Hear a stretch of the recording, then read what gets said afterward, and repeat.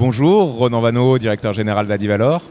Aujourd'hui, je vous parle du livre blanc sur l'empreinte environnementale et sociétale que nous venons de sortir. C'est un travail inédit qui a été réalisé par les équipes Adivalor sur justement quels sont les indicateurs de notre impact environnemental et sociétal, avec notamment la partie du bilan des gaz à émissions, des gaz à effet de serre. Et on a modélisé depuis le départ, depuis le déchet chez l'agriculteur, jusqu'au débouché final, à la valorisation du déchet.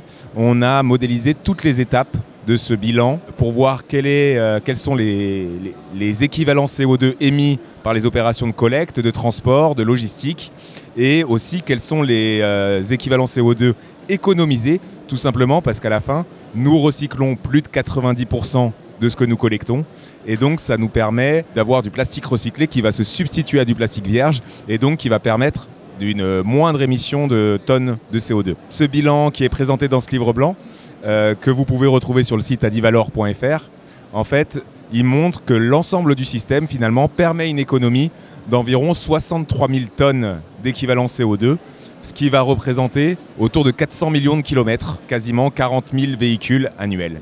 Donc voilà, c'est un vrai travail qui a été fait sur cette partie environnementale. On a complété aussi avec la partie sociétale et notamment le nombre de personnes impliquées dans la filière Adivalor.